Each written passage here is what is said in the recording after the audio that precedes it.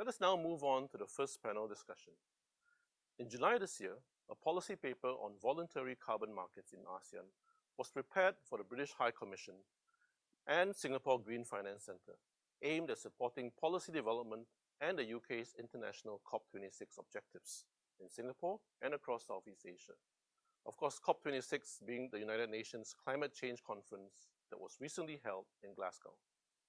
This paper addresses voluntary carbon markets, or VCMs, as a tool in lowering net greenhouse gas emissions in the ASEAN region, and has four focus areas: energy transition, nature-based solutions, green finance, and adaptation and resilience.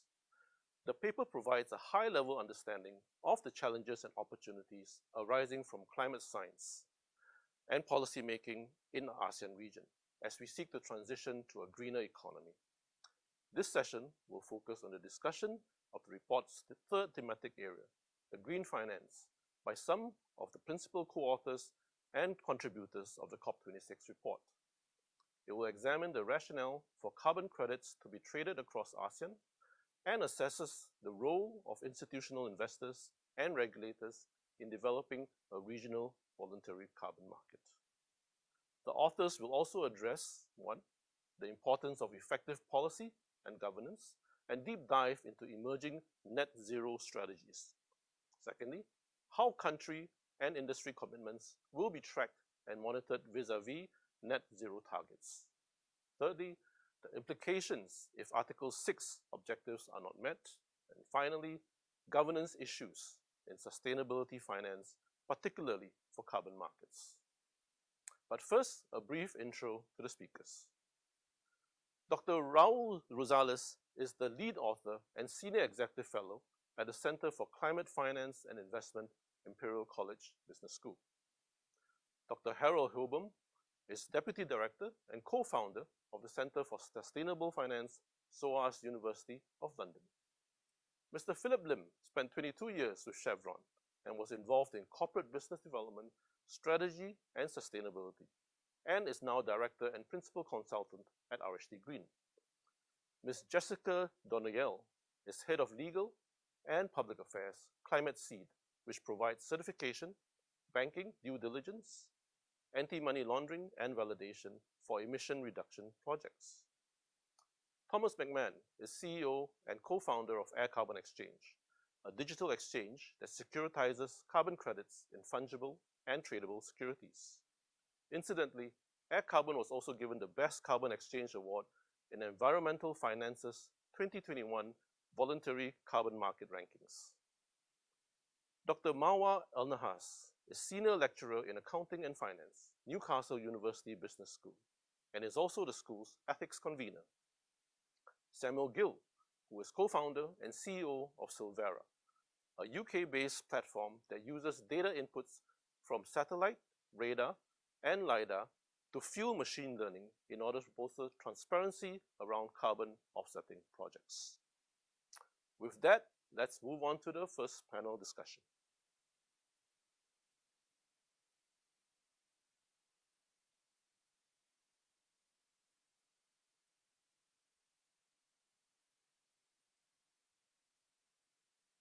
Just to start our report of green finance, this carbon finance paper, this is an impact policy report which examines the rationale for carbon credits to be traded across ASEAN. It assesses the role of institutional investors and regulators in developing a regional voluntary carbon market. So it has been written with the support of industry partners, which they have been essential for this. And from a capital markets perspective, connecting the dots with nature-based solutions to mitigate CO2 emissions.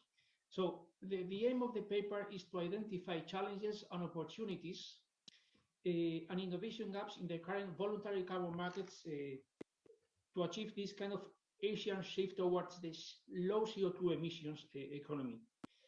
And in order to do that, we needed to respond to some other questions as well, like what is the right regulatory framework of carbon traded platforms and marketplaces to foster this goal, and how to ensure the exchange of carbon credits. This is part of our discussions with the Monetary Authority of Singapore, how to ensure the exchange of carbon credits.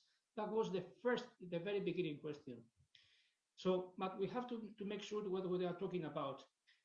Carbon credits allow companies to buy or sell greenhouse gas emissions allowances or to offset their carbon footprint to meet voluntary emissions reduction targets. I think it is very important to keep this in mind.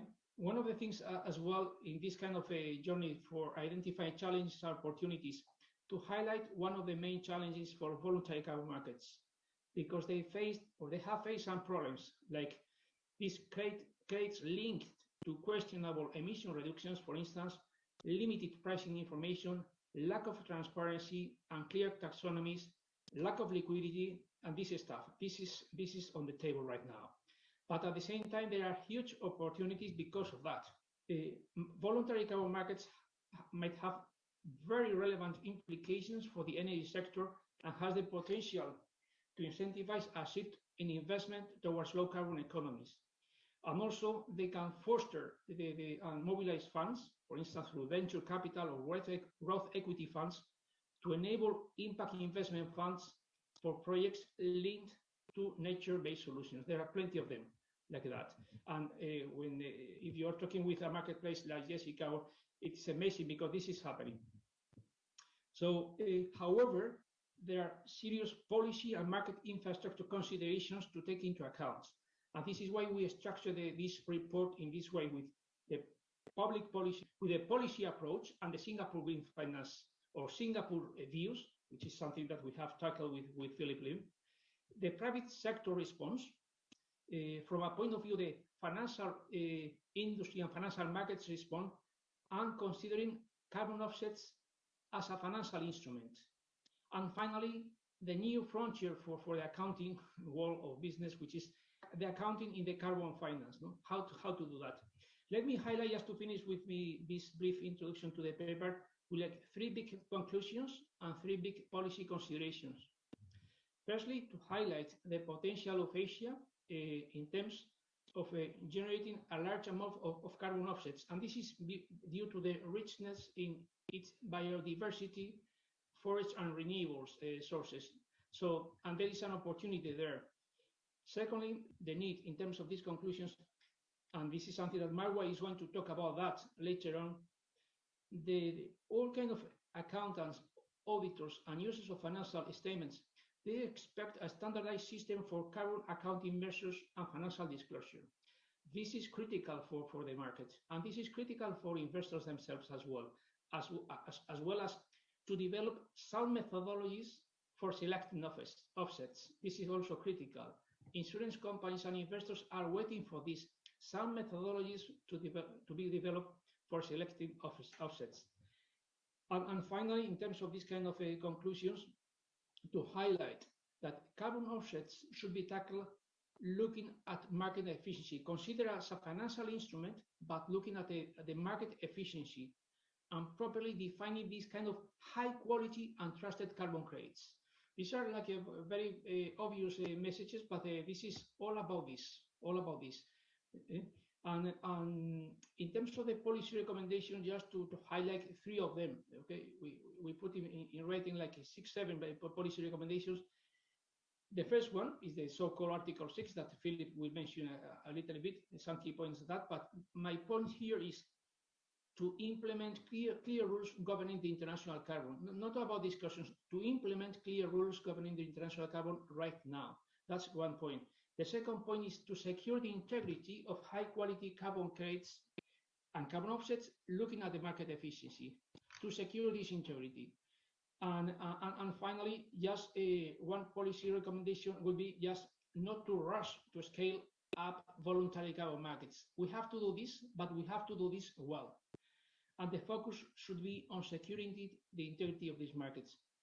Having said that, I would like to give the floor to Harald to talk and to address this kind of a policy approach of the voluntary carbon markets, and also with the help of Philip to bring on board these unique Singapore views, because Singapore is the hub in Southeast Asia to develop this market. Very brief presentation, just a few slides that I have on this, Philip. If I'm going to be speaking on some of the things that you also want to cover, please feel free to just add on to it or to follow up on any of the points I make. I wanted to not repeat everything we said in the report, but maybe focus this a little bit more around the discussions at COP26, also based on the questions that you've set for us. The big picture, I think, is very important. This report is part of a debate of transforming the global financial system and greening the global financial system. Of this, voluntary carbon markets can and will only play a small part, a growing part, but a small part. So we need to keep in mind that in order to get us to net zero and to meet the goals of the Paris Agreement, we have to mainstream climate sustainable development goals across all financing operations. That's the transformation of the global financial system. And that means certain targets, that means certain standards, that means certain rules need to be imposed. And much of this will have to come through and will in the end come through compliance. I think we need to be very clear that the safest and strongest way to get us to net zero and to get us to the targets and the temperature targets we have is compliance, and it's always going to be there. However, voluntary markets will and can play a role. There are gaps left from compliance markets and compliance approaches if they are well designed and if they avoid greenwashing. I think one of the big things that has come out of COP26 and negotiations there as well is that there's always a risk of this. You will be well aware of the GFAN's announcement that Mark Carney made of major banks and financial institutions committing to aligning 130 trillion in assets with net zero, but that was very quickly attacked as a potential attempt at greenwashing because a lot of these banks are amongst the largest investors in fossil fuels around the world. So we need to be very careful. That's a point that Raul made about making sure that it's high integrity, that it's transparent, and that we make sure that we align with particular rules and generally net zero. So the Paris Agreement left a gap, a policy gap. We had after Kyoto, as you may well know, certain approaches to emissions trading, the clean development mechanism, which has had a lot of problems.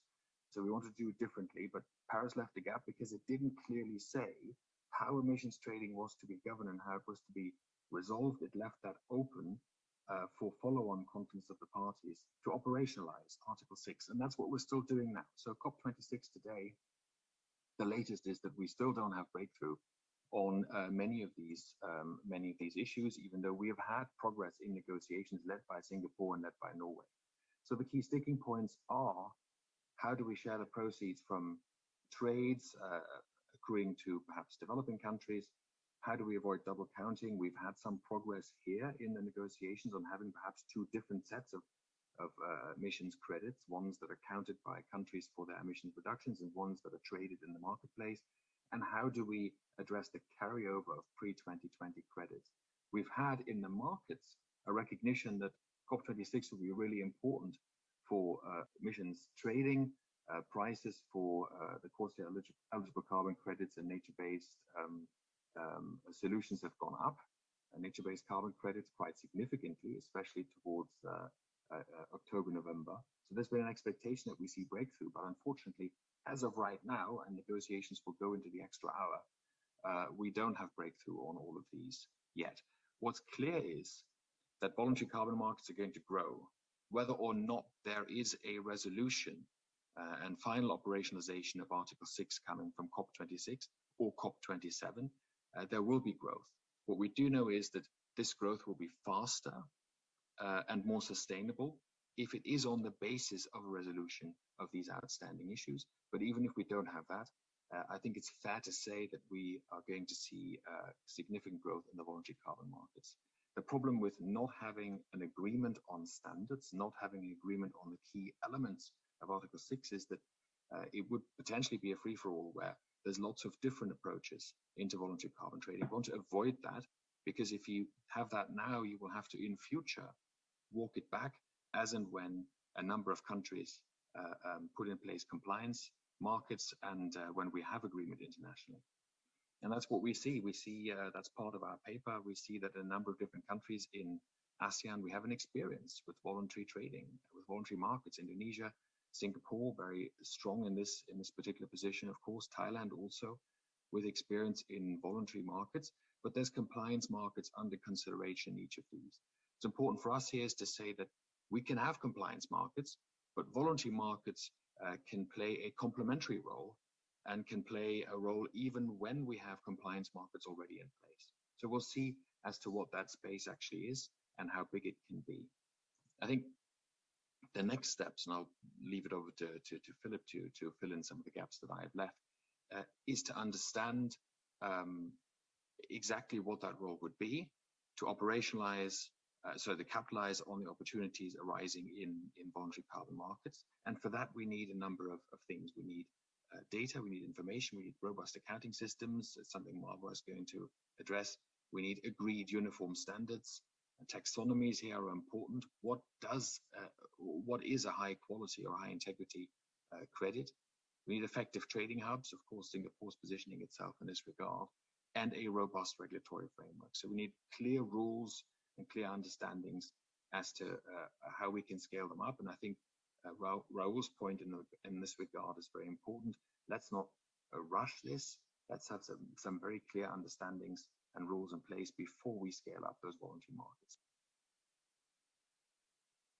Thanks, Harold. I think you set the stage very well in laying out the key points for COP26 discussions.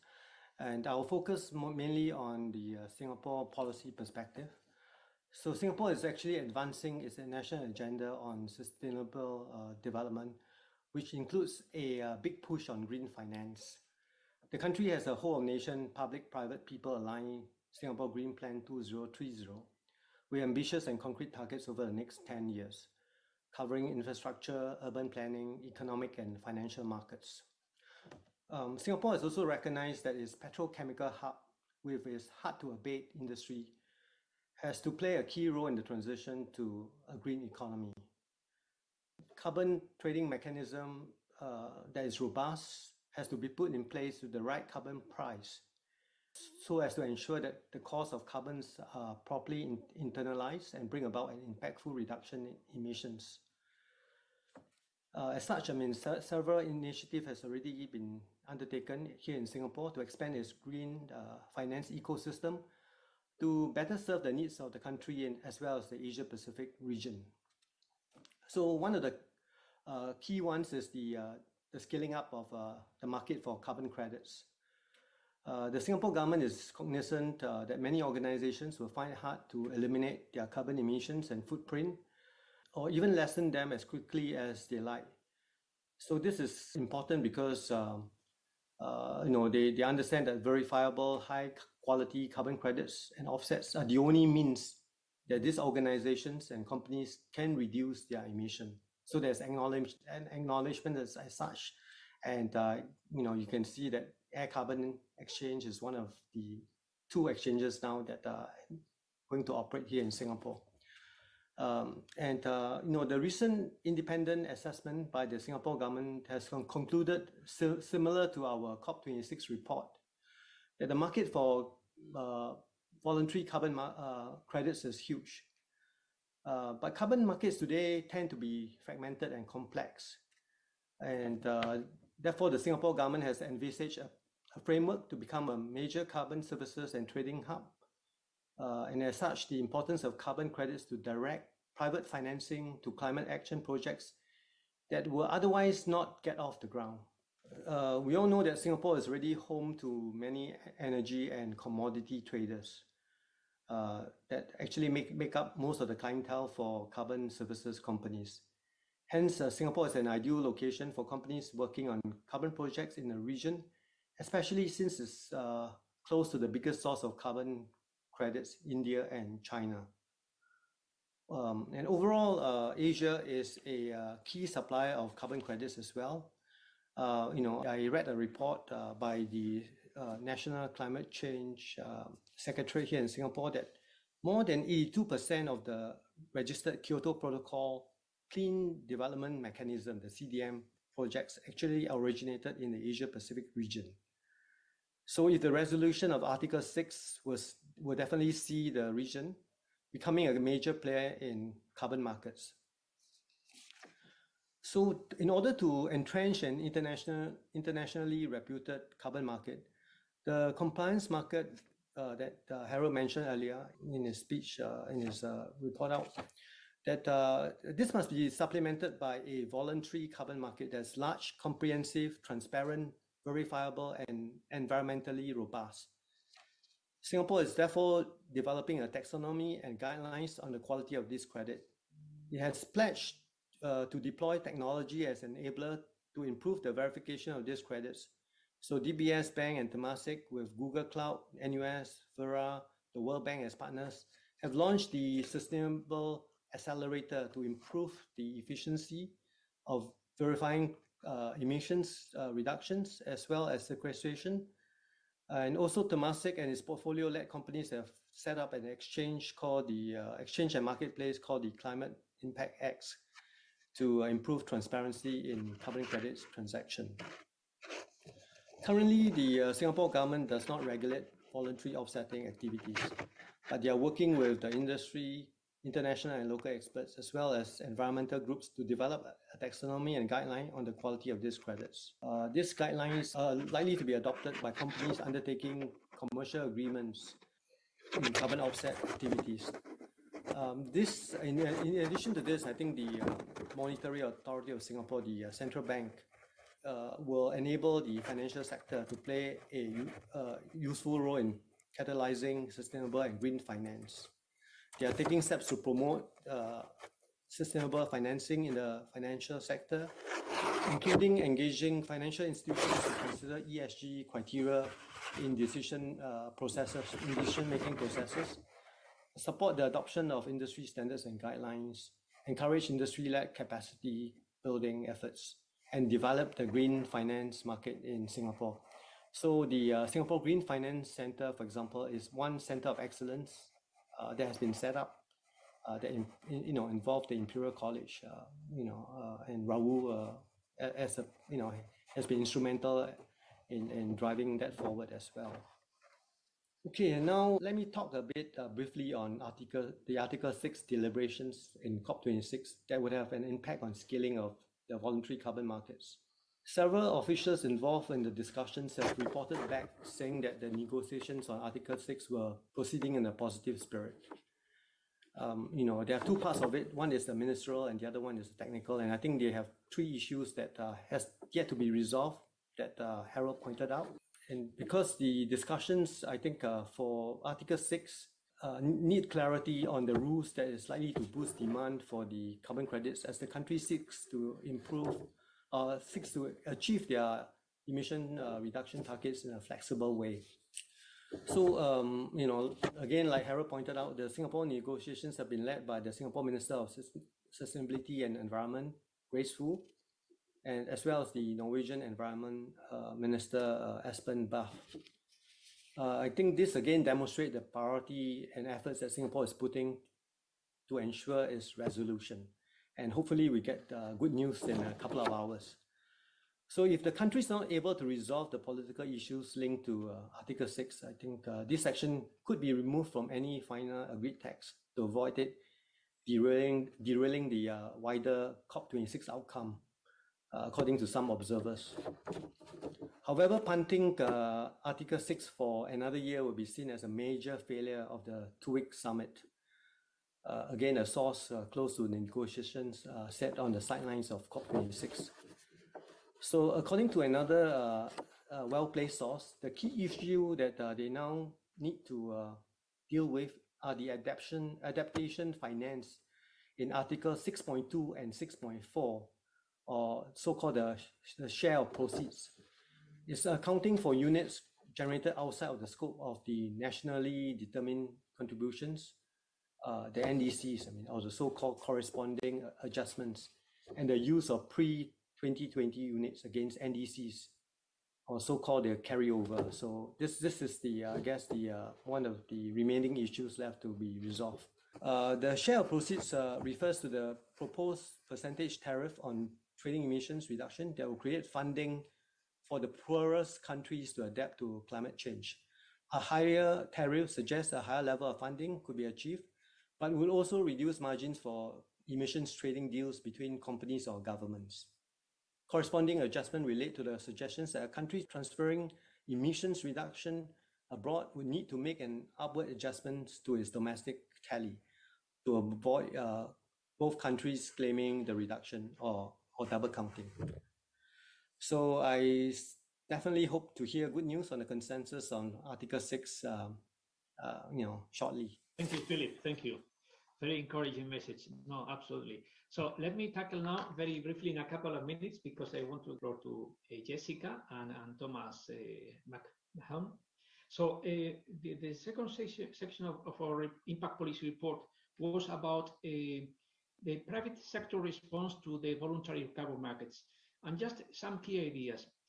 As I mentioned at the beginning, we addressed this from the point of view of carbon offsets as financial instruments, carbon offsets as financial products, but also as investable assets.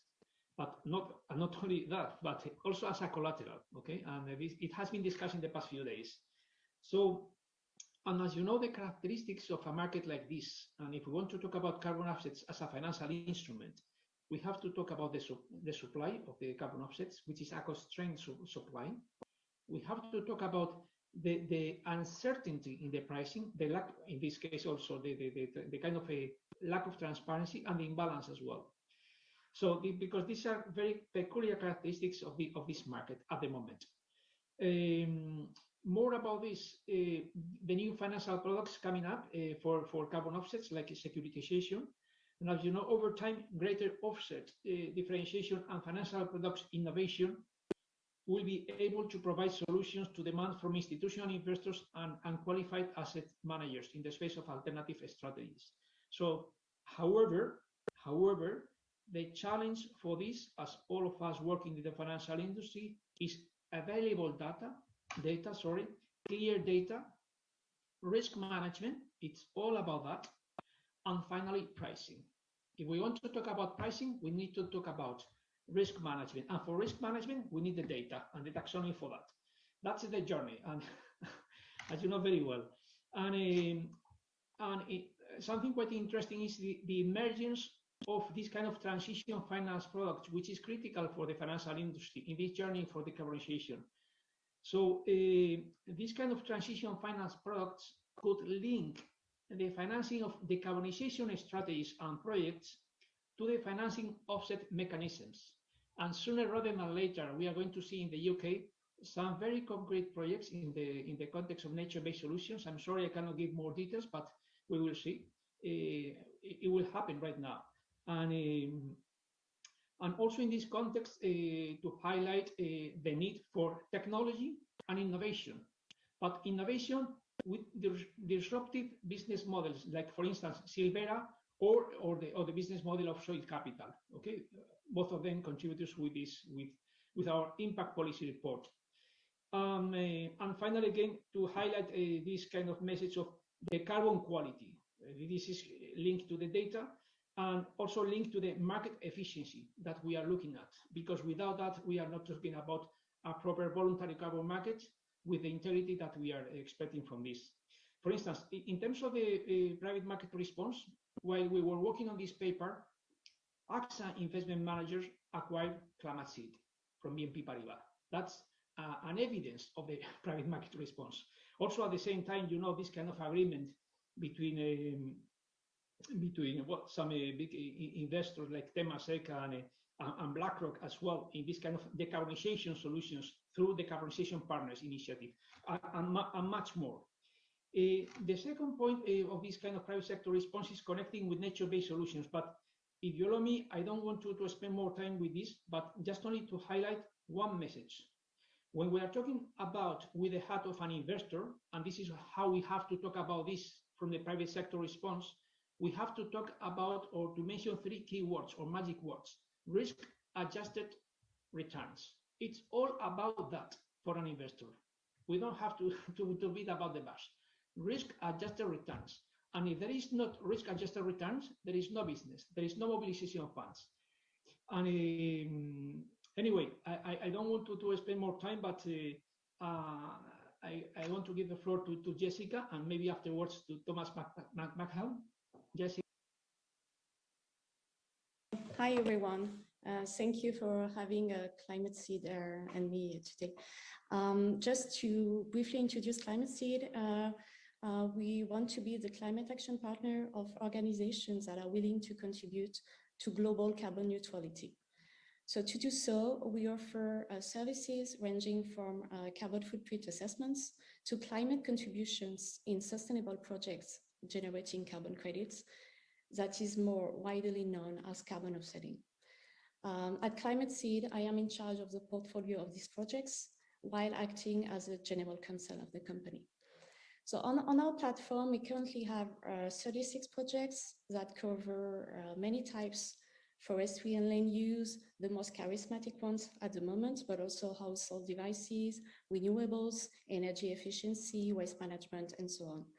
And all the projects on our platform are carefully vetted. We do a due diligence on the project developers, on all the project stakeholders, and each and every project is reviewed by an external sustainability committee before being listed on our platform.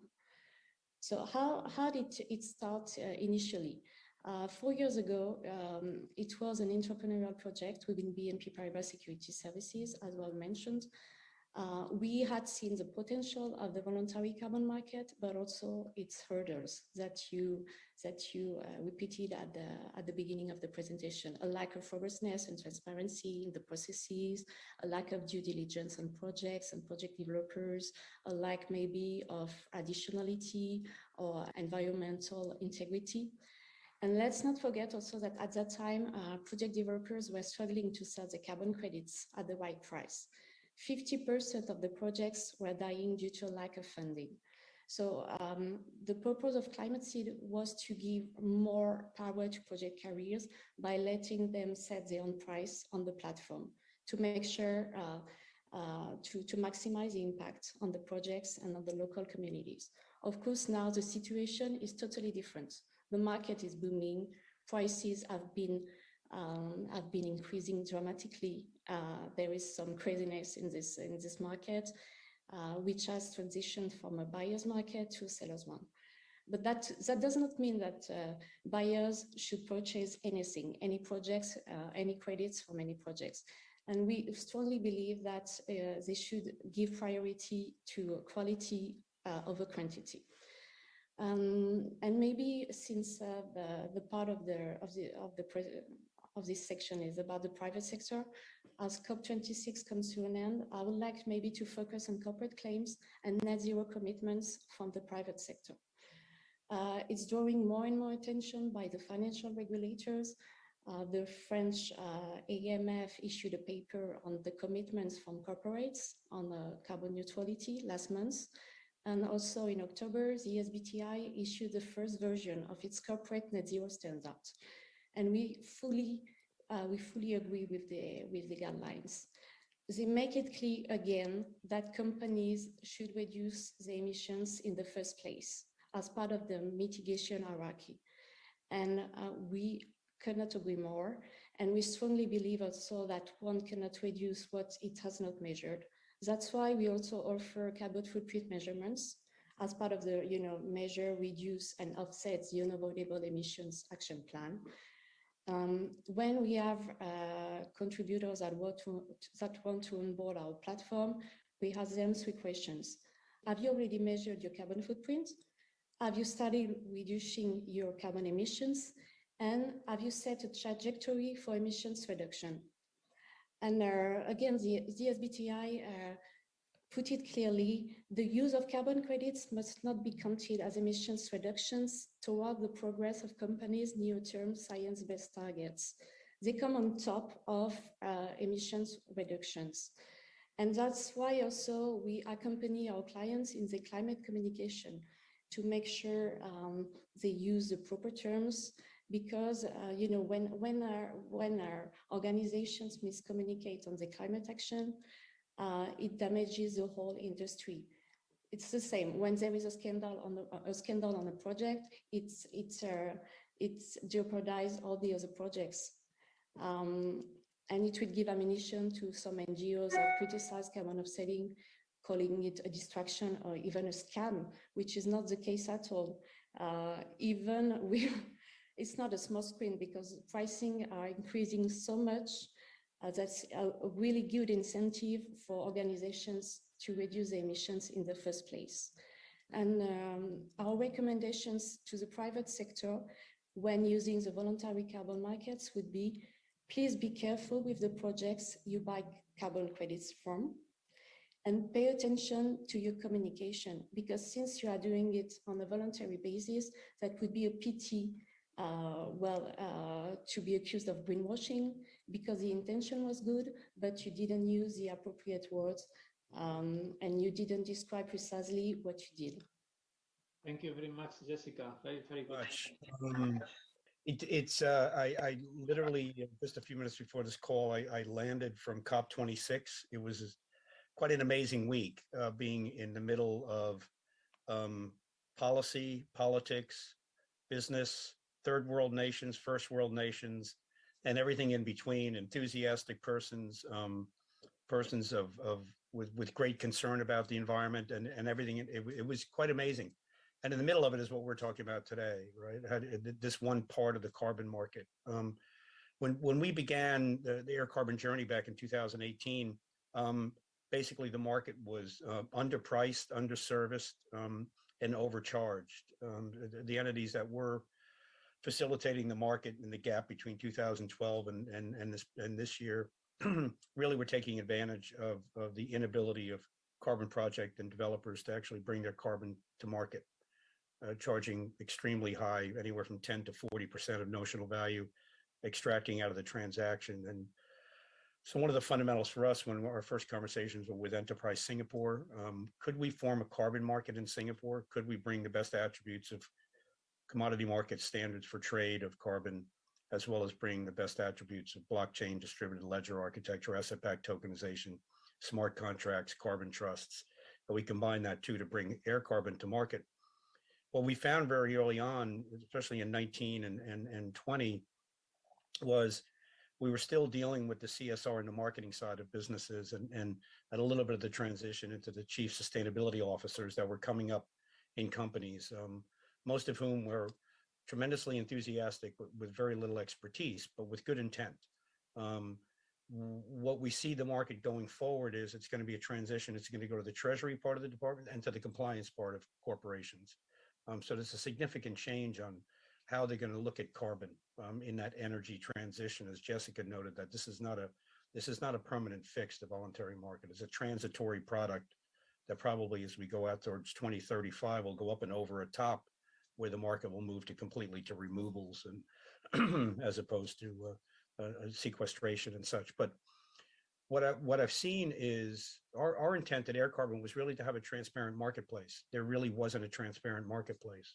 We had a legacy of the EUAs, the compliance market, which is not a carbon credit. And a lot of people, unfortunately, note that as the price of carbon. It's not. It's the price of the permission to emit 1 ton of carbon, and it's only specific to the EU. It's not fungible. Voluntary carbon markets, the brilliance and the beauty of it is that it's fungible. That's something that's incubated in Indonesia, can be used to mitigate a carbon footprint in Tokyo, in theory. So the aviation and compliance and the CORSIA standard that was brought to us from ICAO really set the tone for a global marketplace. And that was the first one that we looked at in air carbon. But we quickly realized that the airlines were ill prepared to deal with that regulation. They were still on the marketing side. They weren't on the compliance side yet. The unfortunate part was when we first showed in the market just a year ago, they could have hedged their entire forward book for the next 5 years at around 85 cents. Today, it will cost them $8.30 for that same carbon credit. And what the significant change is, the realization that carbon is now an asset class. It's in the financial. We're talking about trade finance. We're not talking about green bonds. We're talking about how do you get down to into the roots of a project and incubate it and bring it out to market and have quality verification. So we've done that systemically. We've done it from the best use cases of ledger architectures and smart contracts to pull all the metadata of the underlying carbon credits as they're deposited for what we consider a good delivery credit. We're not the only ones doing this. I wish we were, but at the same time, competition and competitiveness makes for better marketplaces. Philip had noted earlier, we have CIX in Singapore, a climate impact exchange. They're taking a very high quality, high verification standard, which is going to be at the top end of the carbon market. The other end of the spectrum are the legacies of the CDM, which hopefully by the end of today, we're going to have some concept of what's going to happen with those legacy credits. But what we've seen in air carbon when we started as a marketplace was the people that have approached us were the ones that needed to buy and retire, the corporates, the ESG compliance. But now we've seen other industries that don't have forced compliance, that are taking a lead role in going, I need to clean up my industry, being proactive. One of them, interestingly, is the shipping industry. The IMO has got its fuel standards, but it doesn't have a standard for carbon mitigation. Yet shipping and fleets and managers are already becoming proactive. The LNG carbon neutrality, now we're seeing crude oil carbon neutrality on cargoes. That is purely voluntary. And they do definitely have price efficiency is one, but they do have quality concerns. They cannot afford to put garbage on the side of their ships as they sail them across the ocean. They have to have quality. They're now giving transparency. And they're using standards. So exchange adoption is very key. The last piece I'll talk about is what we've seen is carbon as an asset class. We've seen a tremendous interest from the investment communities, mostly high net worth hedge funds, multifamily office, astute investors that have always had a bit of a part of their portfolio in the commodities industry, and they're seeing carbon as a commodity today. With the exchange formation, now you can invest in it, and it can be put into a portfolio. Having a mark-to-market price every day and settled on an exchange is significantly different than having it operating on just bulletin boards, and taking away the opacity and taking away the friction of ownership. And those are intrinsically important, and all as this market forms up around policy and procedures and adaptation, and what the ultimate goal comes out of the Article 6. And all the iterations going forward. The one thing that we have seen very clearly in the last few weeks is regionality. We've had under the 195 countries, they're called states, and we've had states actually approach us going, can you bring air carbon as a system and put it into my country to help me operate my voluntary carbon market? So 2 days ago, there was an announcement at COP. We are bringing air carbon to Brazil at the request of the state of Rio de Janeiro and the city of Rio. So we'll have a satellite of air carbon. So Singapore is our hub, and we'll have a spoke in Brazil, and we'll service the Brazilian voluntary market, but we'll also connect it to the world. So we'll have a single order book for Brazil, but we'll have a common order book across all the way back into Singapore. And this is where I see this as a bridge for the voluntary market going forward. So, and I'm sure we may be the first, but we're not going to be the last to incorporate the best attributes of systemic technology to support the broader voluntary market. So thanks very much.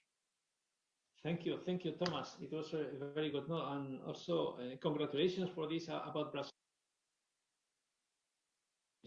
And just to highlight as well what you mentioned about the interest of institutional investors, private equity firms, hedge funds, family offices in carbon offsets. However, in order to make it happen, we need something which is essential, which is to make it clear the accounting for the carbon finance in that space. And Marwa, can you brief us about that, because that's critical for the market efficiency? Hi everyone. Thanks very much for the interesting industrial and collaborator insights as well. I think that was quite interesting, so that we can reflect on the accounting and financial reporting and disclosure aspects. So in this section of the report, as Harold mentioned, we're not going to mention the details of it, but just to give you an overall view about the key discussion in this section. We're talking about the reliability of the valuation of the assets and liabilities, commonly been questionable recently from a climate change and carbon credits perspective.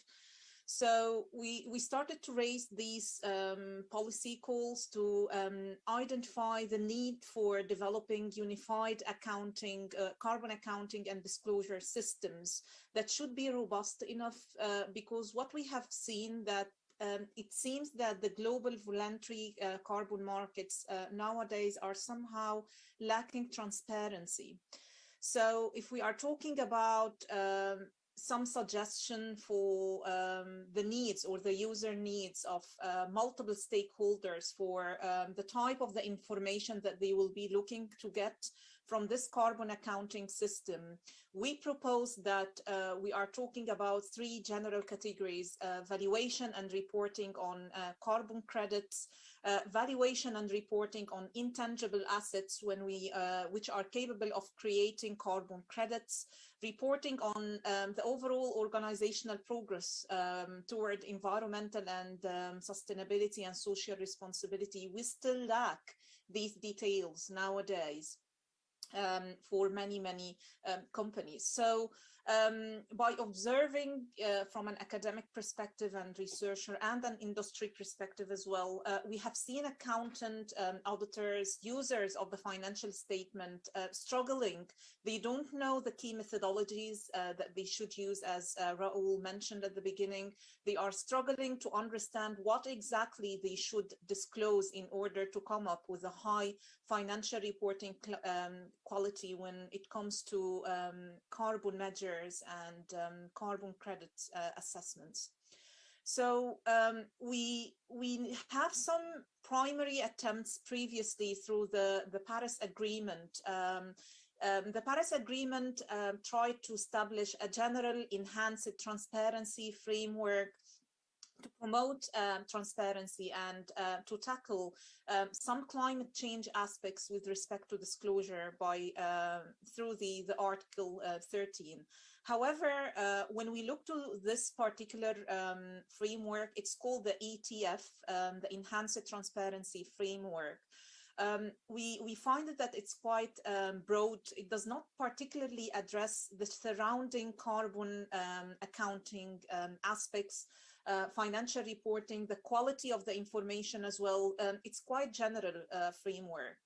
Then in this report, we started to look into more in depth about any US GAAP accounting standards or the International Financial Reporting standards, the IFRS. And we find that there is no one single standard indeed about climate change that particularly discuss again the valuation, the measurement, the reporting aspects.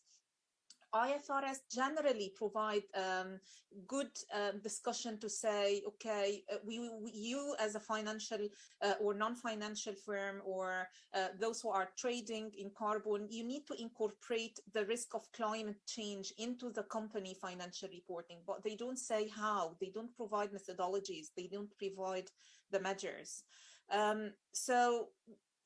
We started to look to examples in the market or other countries or to do a kind of a mapping on a global perspective. We found that the UK has set a good example for taking the initiative to develop a kind of a voluntary guidance through establishing the Task Force on Climate Change Related Disclosure. It's called the TCFD in 2015 to develop some measures and guidance for companies, banks, investors regarding financial disclosure for carbon. Still, an adoption of the TCFD is voluntary. Many countries has joined this task force, including Asian countries as well. But we think that it is the time now that we need to bring this lack of transparency and the need for harmonized accounting treatment and unified reporting practices to the scope of the task force that I've just mentioned, and in the other side to the COP26 regulators. We're still waiting patiently to see the outcomes of these policy calls that we're trying to raise through this type of policy report like the Green Finance paper, etc., and many other calls. I'm sure we are not the only academics or researchers who are raising this call, but we try to highlight it from an industry perspective. So we have highlighted some case studies in this section from the industry as well. But bringing this critical issue to the attention of the policymaker, voicing businesses, users, stakeholders, who suffers nowadays from this poor of transparency and the lack of good financial reporting quality became essential. So just finally to conclude, it is the time that we bring this to the attention, building on the market efficiency of the carbon finance that Raoul just mentioned and presented with Harold and Philip as well. It is expected to be gradual. It will take time. We don't want to rush it, but on the other side, we need to respond to it in the short term, because market will need to secure credibility and transparency. We are talking about the voluntary carbon markets. They should secure these credibility and transparency from an accounting perspective as well. So I think this is like the key message from the accounting section that we would like to bring it to the attention, and hopefully we will find some responses from a regulatory perspective. So thanks very much for your time. Thank you, Marwa. That's an excellent summary of the accounting section, which is, as we mentioned many times, it is essential. In the private sector, we have been very lucky because Thomas McHone spoke about the air carbon and the business model, also in the context of COP26, which has been amazing. Jessica Denouncel from Calmasit, this very good marketplace as well. They are a co-author of this paper, and as you know very well, they were acquired by AXA Investment Management in the past few months while we were working on this paper with you. And finally, there are other industry contributors, but Silvera is a key contributor with this paper. In terms of industry, I have to say, as we discussed many times, Silvera role and business model is like the backbone of this kind of carbon finance business model, about what we are talking about. And you tackle everything from the policy approach with very concrete actions to the accounting side. Anyway, I don't want to take more time, but I would like you on the side of the private sector, Sam, to explain a little bit about Silvera business model, and also connecting the dots with the COP26 recent progress. Yeah, for sure. So, in our experience, the reason people are engaging in the market is because, they want to have impact. They want to, make a difference in the short term whilst they decarbonize as fast as they can. So they want to do their best to counteract their unabated emissions. And so they're internally motivated to try and pick the best offsets. But if you're looking at, say, for example, an airline or, a typical company producing consumer goods, they don't have the competency internally to select the best offsets. It's an incredibly difficult thing to do. You need access to specialist geospatial data. You need to understand how the markets function, how the methodologies work. And so what we're able to do is facilitate that ability to pick the best offsets off the back of our data.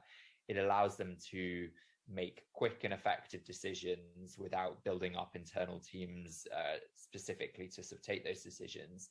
And it allows them to have assurance that the offsets that they've bought are real and effective. And so what we're able to do is bring confidence and liquidity to the market, which then allows the market to efficiently direct finance flows to the most effective projects. So it's all about kind of working as almost the infrastructure, the data infrastructure, the plumbing that allows the market to act efficiently in raising climate ambitions. But I think one of the key drivers of Silvera and added value for the industry is to provide this market infrastructure, looking at the market efficiency that the carbon finance business is looking for, which is critical. And you provide like a couple of things, if I'm not wrong. You help providing liquidity to the market. you help in the space of risk management through this kind of a carbon trading rating matrix, which is a quite unique business model. And finally, you provide some value through the pricing. Can you explain a little bit more that, please? The value we're able to bring is basically giving transparency. So what we see in the projects and in the market as a whole is that it's an incredibly heterogeneous market, and so looking from project to project, there's a real variance in quality. And so by giving that view at a project level, you're able to give a view on the individual risk, of any project. And then by getting a view on the view of any the risk of any project at that project level, you're able to start sort of amalgamating and bundling up risk. So you start to effectively commoditize the projects. And once you're able to sort of commoditize the market, that allows for much more transparent pricing mechanisms grouped on that sort of quality basis, which, as we know, is really important to sort of unlocking the power of finance for the market as a whole. Because if you're able to get a forward price signal as to what a Silvera A-rated project looks like, you're then able to sort of unlock much more mature financing mechanisms for the market, which then opens the gate to these. We're already seeing really significant portfolios being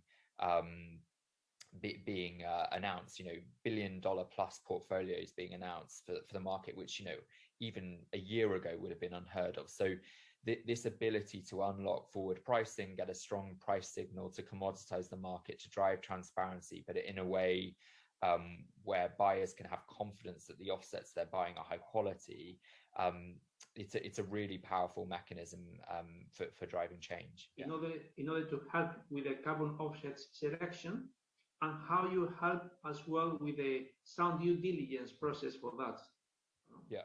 Yeah, for sure. So when we think about quality for an offset, we think about quality across three key parameters. So we look at the performance of the project. So has the project done what it said it would? So we use, if it's a nature-based project, we use advanced geospatial data to basically recomplete the accounting mechanism, the accounting exercise that's done by the projects to work out how much they should issue. We redo that and basically recheck that the project has performed how it said it would. We also look at the additionality of the project. So, that's a very key issue. You'll see a lot of the kind of criticism of the market centered around additionality. So we'll run the typical checks for additionality, for example, the types of checks you see in the CDM additionality tooling. But then we also test the quality of the modeling that goes into the baseline creation for the project. And then we also look at the permanence of the project. So what's the long-term and medium-term risk profile of this project? Is it likely to be there this time next year? So we're looking at those three key elements. Carbon performance, has it done what it said it would do? Additionality, is it actually achieving any incremental difference in emissions? And then see the permanence risk of the project. So is it likely to achieve a lasting impact? And we also look at the co-benefits of the project. So that's often very important to the clients. And we also see that often the co-benefits are what are actually driving the intervention and driving the change of the project. So that's very important, but that actually sits outside of our top level rating. Just, I don't want to take more of your time, but in the context of our paper, as you know, Silvera reached out some quite important agreements in the market, even in Singapore, with this new CIX carbon trading platform launched in the past month of May, and also but involving thematic as well, and DBS, Standard Charter. But my question, Sam, is the following. What are your views in the context of our impact policy paper, which is exploring how to scale up voluntary carbon markets in Asia and the role of institutional investors? How do you see the role of Silvera and the role, what is also very important, of institutional investors to scale up a carbon finance markets? I think there's a really exciting role for us to play in that ecosystem. And say, for example, the CIX auction, we were actually involved in the inaugural auction that was held just before COP. And I think we see our role as building up assurance, building up trust and transparency in the market so that these large institutional investors can have the comfort to actually engage in the market. And you know, a lot of these big lenders, big institutional lenders need that additional comfort from the professionalism that we're able to offer to actually meaningfully deploy and commit to the market. So we see ourselves as really important to facilitating that maturation of the ecosystem. But you know, it's really exciting to see how much of a role Singapore is already playing in the market. It's already emerging as a real hub for carbon trading and as a global leader there. What are your views about the COP26 results and conclusions? What do you think about that? I mean, from a top level ambitions perspective, you know, it was slightly frustrating to see that the world's governments weren't as ambitious as I think all of us had hoped they would be. But I think there were encouraging signs of movement, and you know, this process has always been incremental, and I think Glasgow does represent a shift in ambitions, although perhaps not as dramatic as we'd have hoped. But I think it gives me hope that, you know, looking forward to, I think it'll be in Cairo or Sharm el Sheikh next year, that those ambitions will continue to be raised. And with respect to the Article 6 negotiations, the fact that we now have an outcome there is really positive for the market, because, you know, as we all know, markets like certainty, and so even having these top level agreements provide a lot of confidence for people then to sort of move forward and engage in the market. So that was definitely a positive outcome. Yes, I agree. That's absolutely right. Okay, that's great.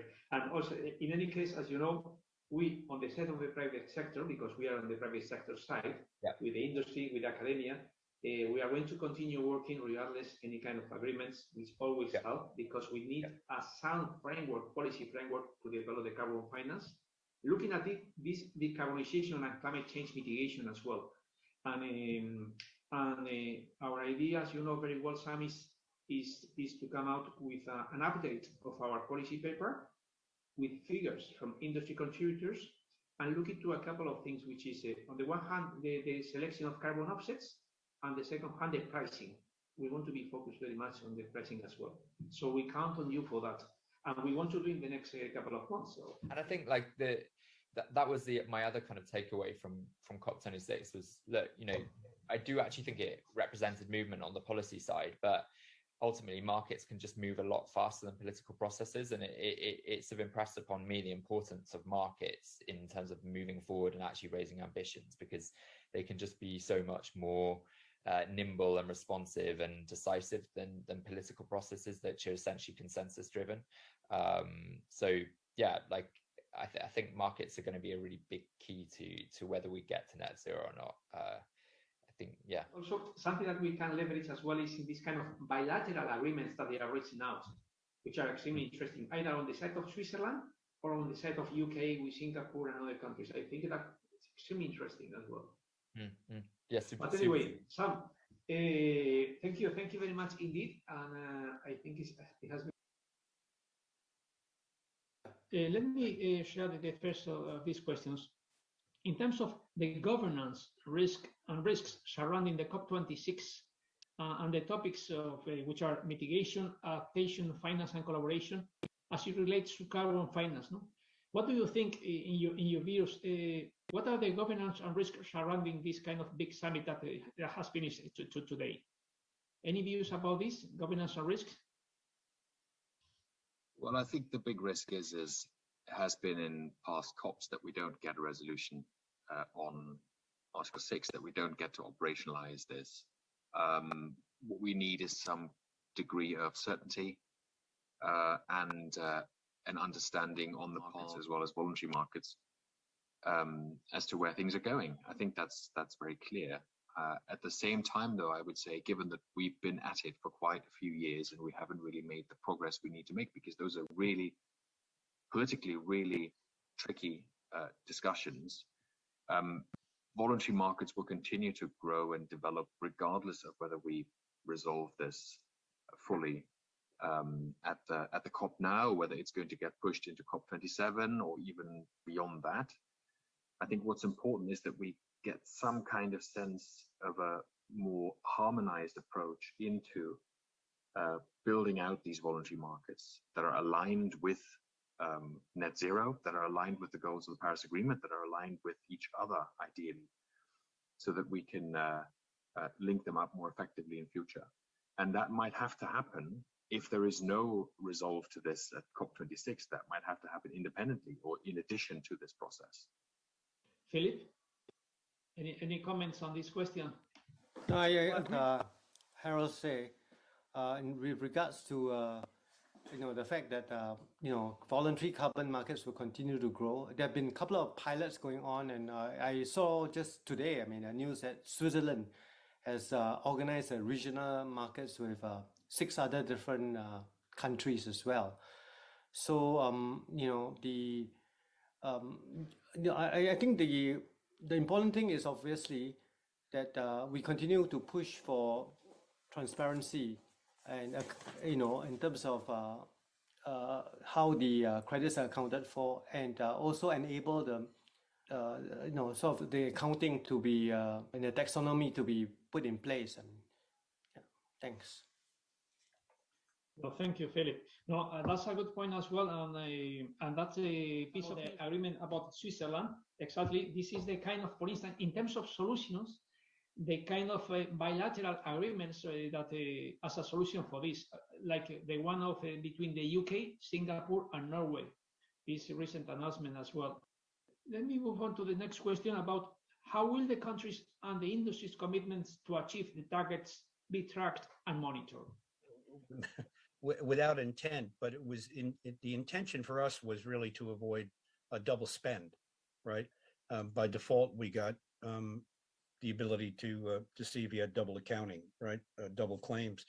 The whole concept of a meta warehouse basically is where we're looking, and the World Bank is working towards this, and obviously a lot of those conversations have been in Singapore to bring it there.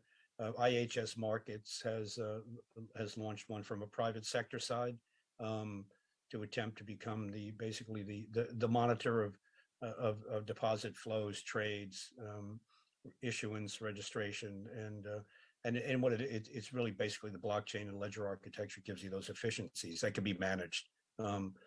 Whether it's adopted or not, I think realistically, I do not think it should be in private hands. I think it should be public.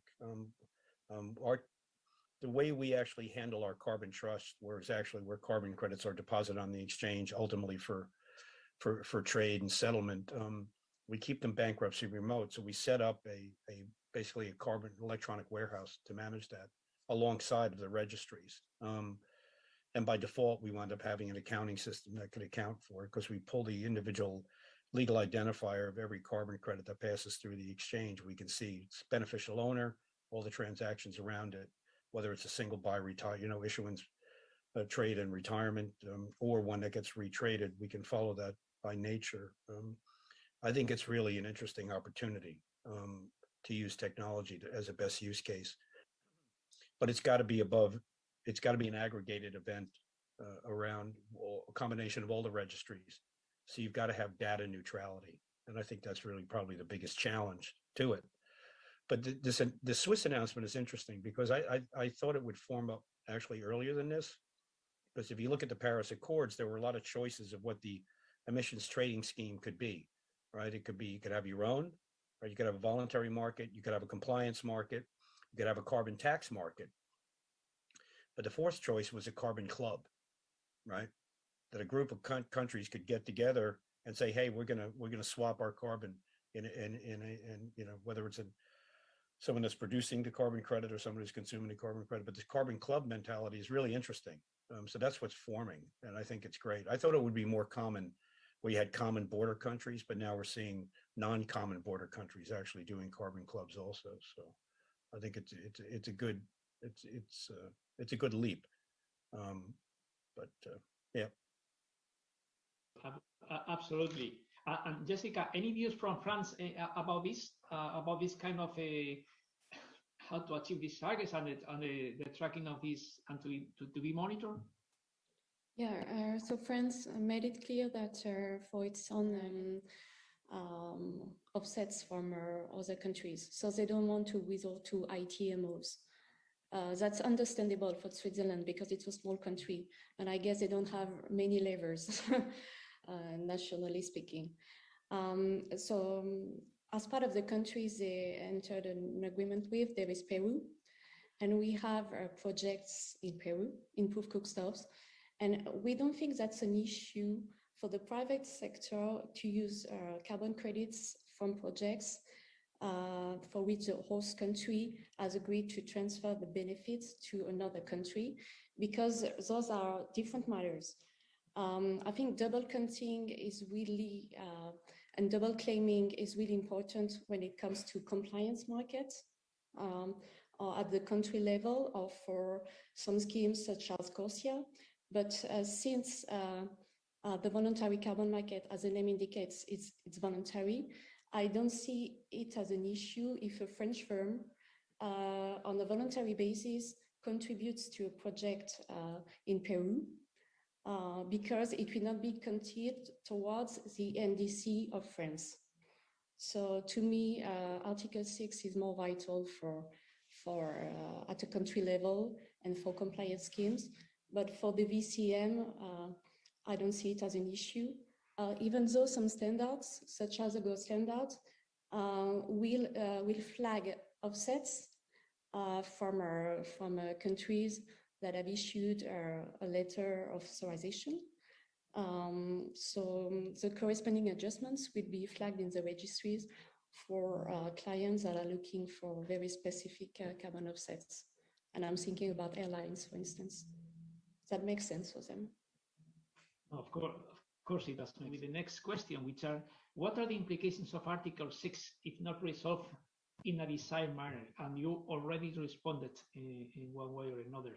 But also, Harald, when you explained that regardless the agreement, also the agreement would be ideal to have an agreement, it is obvious.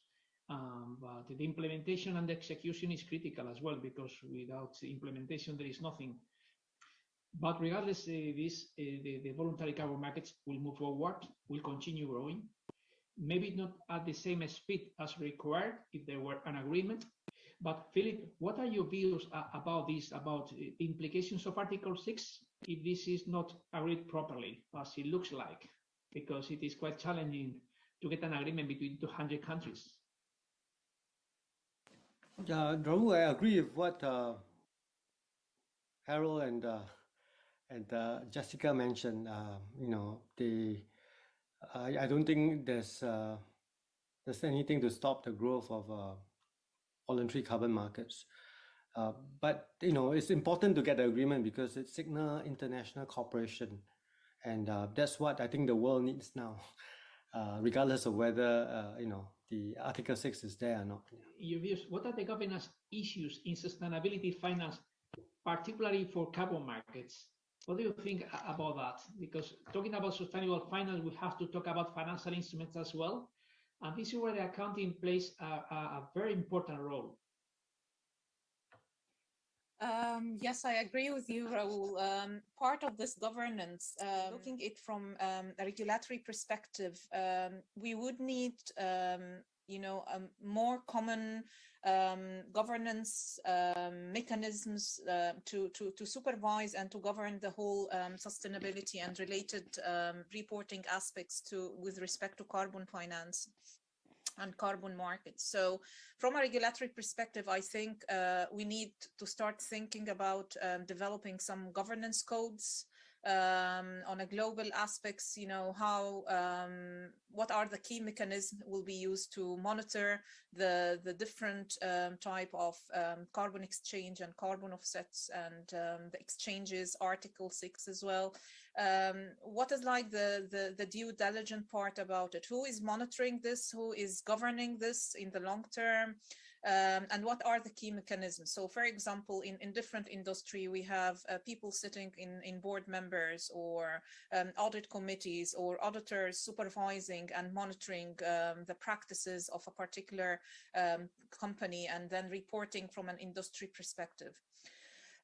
looking much more from a company level or a firm level perception, I would emphasize and iterate about the importance of and the future of the accounting profession in general, what we call the next generation services. And if we are moving, as Thomas mentioned, regarding more use of technology, big data, blockchains, etc. So we are talking about new type of business models that will change not only the governance theme, or not only will have implication on the governance of sustainability finance, but we're talking about a new era of doing things differently. And this is where the role of governance and accounting profession should come, because we need to make sure that things are monitored, things are supervised, we have a good transparency, high quality information that is posted, whether we are using technology or not, which might be expensive for some small firms as well. I've been working in fintech and for quite a long time, and engaging with AI, and not everyone can afford the use of technology nowadays, especially for small businesses and SMEs. So back to your question, it's a matter of who will be regulating in the long term, who will be leading this from a country level perspective. Are we talking about regional, inspiration to lead on this industry in the future, or all these issues and regulatory perspective? Are we talking about G20 to lead coding and governance aspects? Are we talking about a particular profession like accounting and finance, and then thinking about developing some governance mechanism for companies? Or are we talking about a particular voluntary market exchange platforms who will need to take a new shape from a governance perspective to promote high quality reporting in the long term? So many things on the top of my head. I'm not sure if I put it in the right place, but it's just to highlight several points to colleagues, looking from a country perspective, a regulatory perspective, from a business perspective, of firm level perspective. There are so many things to discuss in just few minutes or even 1 hour. It could take us a very long session to go through the governance aspects. Thank you. Could I add to this very quickly, Raul? Yes, please, Harald, please go to the story. I think very important. It's an extremely complex system, and I think it's important to remember that the discussions around voluntary carbon markets or carbon markets more broadly do not happen in isolation from some of the other discussions that we're having in the shift towards aligning the global financial system. So the discussions in Europe around the EU taxonomy on what constitutes sustainable investment and a green, clean investment are very far developed, actually, and there's already quite a lot of thought around alignment with the Chinese taxonomy on these issues. So that will have direct implications for what we're going to be doing or not doing when it comes to carbon markets as well. There's transparency initiatives on the TCFD, there's the TNFD. There's a lot of these initiatives and projects and developments underway that have an impact on what we're going to be able to do and how in terms of the integrity of the voluntary carbon markets and the quality of those markets, where we're going to end up. So I think it's important to look beyond just the discussions around voluntary carbon markets and carbon markets more generally towards all these other moving parts within the broader debate. Absolutely, absolutely. No, Harald, thank you very much. And Marwa, thank you very much indeed for that excellent summary in just a few words, because to be honest, it is also almost impossible, as Harald says, highlight now as well in this complex, but it is brilliant. And I fully agree, because to be honest, it is also almost impossible, as Harald says, highlight now as well in this complex, but it is brilliant. And I fully agree with all your points. And Philip, thank you for the opportunity to you and to RHT Institute for this opportunity to present and to discuss the paper in this timely moment. So thank you very much indeed, and much appreciated to everybody. Thank you, esteemed panelists, for that insightful and thought-provoking exchange. Ladies and gentlemen, we'll now break for lunch. Unfortunately, you have to provide your own, as the logistics of delivering lunch to everyone who's viewing online would have been a little bit challenging. During lunch, we will be showing a couple of interviews and comments from some of the attendees at the recent COP26 forum in Glasgow as they share their thoughts. We will see you back here at 1 p.m. for another high-level panel discussion on sustainability and ethics in business with the CEOs from Stewardship Asia Center and ASEAN CSR Network. Have a good lunch, everyone.